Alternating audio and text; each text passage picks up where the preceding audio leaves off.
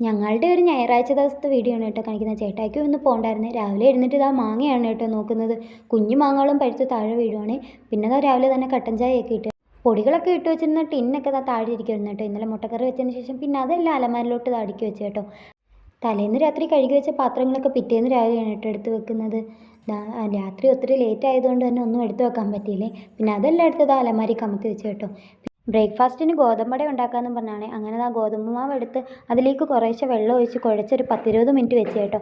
അതിനുശേഷം ദോശക്കല്ലിലോട്ട് ചുട്ടെടുക്കുവാണ്.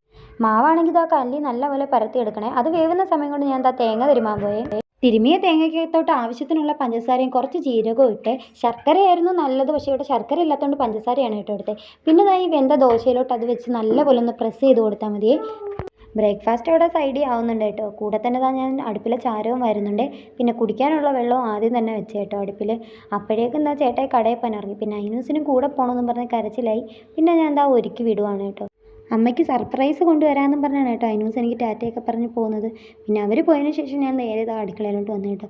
കുടിക്കുന്ന വെള്ളത്തിൽ രാമച്ചമാണ് ഇട്ടത്. കുടിക്കുന്ന വെള്ളം അവിടെ തിളയ്ക്കുന്ന സമയം കൊണ്ട് തന്നെ ഞാൻ അരി ഇടാനുള്ള വെള്ളവും പിടിച്ച് വെച്ചു കേട്ടോ. പിന്നെ രാവിലെ കാപ്പി ഉണ്ടാക്കിയതും ചായയുടെയൊക്കെ ആയിട്ടുള്ള കുറച്ച് പാത്രങ്ങളും ഉണ്ടായിരുന്നേ. പിന്നെ അതെല്ലാം ആദ്യം തന്നെ കഴുകി മാറ്റി വെച്ചു കേട്ടോ.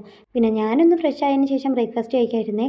തലേന്നത്തെ ചപ്പാത്തിയും ഉള്ളിക്കറിയും ഉണ്ടായിരുന്നു കേട്ടോ. അതാണ് ഞാൻ കഴിച്ചത്. പോയിട്ട് വന്നപ്പോഴത്തേനും എനിക്ക് ചെടിച്ചട്ടിയും മേടിച്ചുകൊണ്ടാണ് കേട്ടോ വന്നത്. 6 ചെടിച്ചട്ടി 79 രൂപയുള്ളായിരുന്നു കേട്ടോ. പിന്നെ കൂടെ ബീഫും കപ്പയും തൈരും ഒക്കെ മേടിച്ചുകൊണ്ട് വന്നായിരുന്നു. പിന്നെ അതെല്ലാം എടുത്ത് അകത്ത് വെച്ചതിന് ശേഷം ഞാൻ നേരെ അരി കഴുകാൻ വേണ്ടി പോയേ. ഒരു 3-4-5 വെള്ളത്തിൽ അരി കഴുകിയതിന് ശേഷം ഞാൻ തിളച്ച വെള്ളത്തിലോട്ട് ഇട്ട് കേട്ടോ. ഇനി അത് അവിടെ കിടന്ന് വെന്തോളൂ. പിന്നെ ബീഫിനുള്ള സാധനങ്ങൾ ഞാൻ എടുത്ത് വെച്ച്. പിന്നെ ഞാൻ നോക്കിയപ്പോഴത്തേന് ചേട്ടായി ബീഫ് കഴുകുവാണ് കേട്ടോ. ഞായറാഴ്ചകളിൽ സാധാരണ എന്തോ മേടിച്ചാലും ചേട്ടായിയാണ് കൂടുതലും കുക്ക് ചെയ്യാറുള്ളത്. അങ്ങനെ കഴുകി വൃത്തിയാക്കിയ ബീഫിലോട്ട് മസാലകളൊക്കെ ഇട്ട് നല്ലപോലെ മിക്സ് ചെയ്ത് 20 മിനിറ്റ് വെച്ച് കേട്ടോ. അപ്പോഴേക്കും ഞാൻ അയിനൂസ് എന്ത് ചെയ്ത് നോക്കാൻ ചെന്നപ്പോഴത്തേന് അയിനൂസ് ആ ചെടിച്ചട്ടിയിലിരുന്ന് കളിക്കുവാണേ. അവളെന്തോ കറികളൊക്കെ വെക്കുവാണെന്നാണ് പറഞ്ഞത് കേട്ടോ. പിന്നെ ഉള്ളിയൊക്കെ നന്നാക്കി എടുത്തേ. ബീഫിന് പിന്നെ സവാളയും കൂടെ 2 എടുത്തു കേട്ടോ. പിന്നെ അതൊക്കെ ഞാൻ അരിഞ്ഞു കൊടുത്തു കേട്ടോ. ഉള്ളിയൊക്കെ അരിഞ്ഞ് മാറ്റിയതിന് ശേഷം ഞാൻ കപ്പയാണ് കേട്ടോ എടുത്തത്. കപ്പയും തോല് കളഞ്ഞ് ഞാൻ 4ആയിട്ട് കീറിയത് ഇങ്ങനെയാണ് കേട്ടോ അരിഞ്ഞെടുക്കുന്നത്. ഞാനതൊക്കെ അരിയുന്ന സമയം കൊണ്ട് തന്നെ ചേട്ടായി ബീഫും വെച്ച്. പിന്നെ നാടൻ ചീരയും കിട്ടിയിട്ടുണ്ടായിരുന്നു. പിന്നെ അതും അരിഞ്ഞ് തോരനും വെച്ച് സലാഡും ഉണ്ടാക്കി കപ്പയും വേവിച്ച് കേട്ടോ. പിന്നെ ചേട്ടായിയുടെ വക ബീഫ് കറിയും ഉണ്ടായിരുന്നു. അതൊക്കെ കഴിച്ച് കുറച്ച് നേരം ഉറങ്ങി കുളിയൊക്കെ കഴിഞ്ഞ് വന്നപ്പോഴത്തേനും ഞാൻ വീട്ടിൽ നിന്ന് കുറച്ച് ചെടി കൊണ്ടുവന്നിട്ടുണ്ടായിരുന്നു. അതൊക്കെ വെറുതെ മണ്ണിൽ കുത്തി വെച്ചേക്കുമായിരുന്നു. അതെല്ലാം ചെടിച്ചട്ടി മണ്ണും നിറച്ച് എടുത്ത് വെച്ച് കേട്ടോ. പിന്നെ കുറച്ച് വെള്ളമൊക്കെ ഒഴിച്ചു കൊടുത്തിട്ടുണ്ട്. അപ്പോഴേക്കും വിളക്ക് കത്തിക്കേണ്ട സമയമായി.